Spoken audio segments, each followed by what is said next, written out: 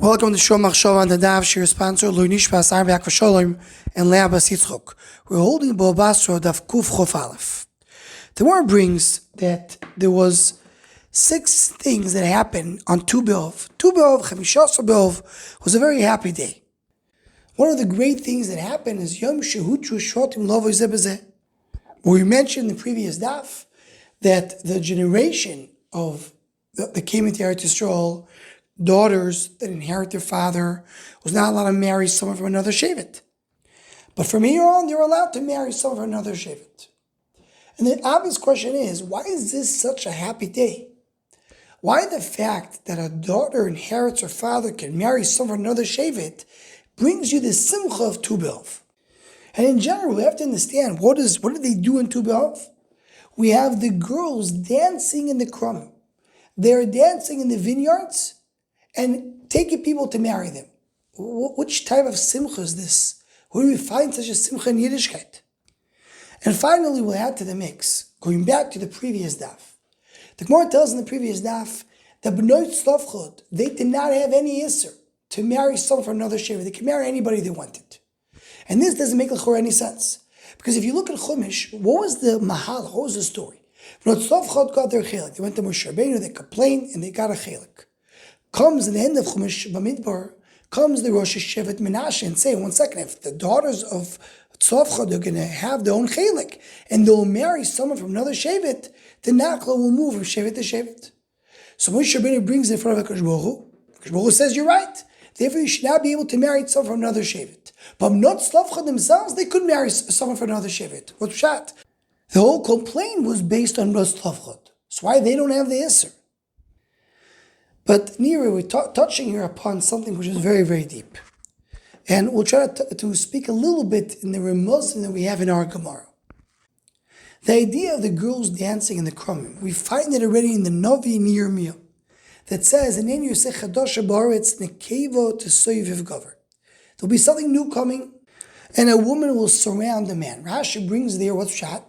In this world, who goes after who? The Ish goes after the Isha. He tries to persuade the Isha to marry him. La'asid lavai, the woman will go after the man. What's pshat? Well, what are we waiting for in La'asid lavai for such a thing?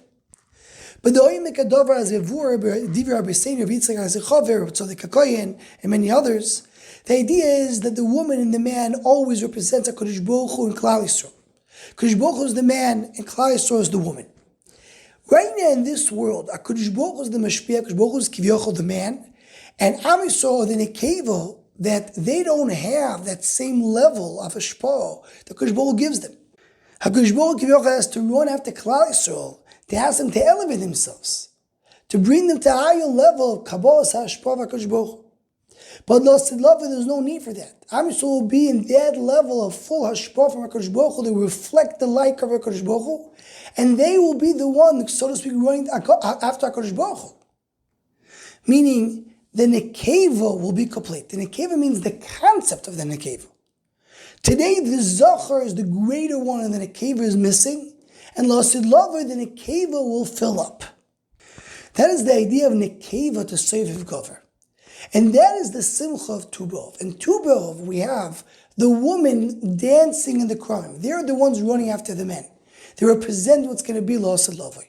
We mentioned the Shurim in the end of Seches Tainis, that all the cases the Gemara brings here are fixing something wrong, something which was incomplete, and it was fixed. Shevet Binyamin is able to join Am Yisrael. People start to learn Torah again. They're able to go to Beis HaMikdash. Meisei Midbar find out they're not going to die anymore, etc., etc. We also mentioned what Tzaddik says, that the celebration of being in Beis HaMikdash will be complete in Tu B'Av. Because Beis HaMikdash will be complete on Tisha B'Av.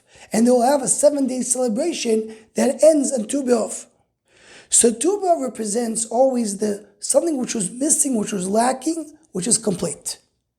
When the Nekeva comes to her full potential, meaning when Am Yisrael comes to their full potential, that is the ultimate Simcha of Tu B'Av. And maybe you can understand a little bit. What does it mean? When a daughter inherits something from her father, in a sense, she's showing the koyach of a nekeva, of a female, that she can inherit on her own. Usually the boy comes before the girl. But if there's no boy, she stands there. She's showing the koyach and nekeva. But in the first generation, it was limited. And the limitation was that a nekeva cannot marry anybody she wants. So saying, yes, she does inherit, but she doesn't have the power to do what she wants with it. So she's limited. Again, you see the chisaron of the nekeva. When she was able to marry anybody she wants, meaning a daughter who inherits her father, now she also can marry anybody she wants, that's a bigger shleimus of the female of the nekeva. That's why it's celebrated on Tu B'Av, because Tu B'Av is that celebration. And really we can understand, the B'nai Slavchot, they were, as the Gemara said before, they were tzidkaniyos, the chachmoniyos, they were in a very high level.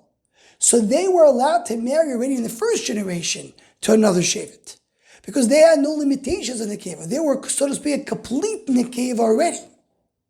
And according to this, the Rosh Shevatim Menashe did then just complain, we're going to lose out land.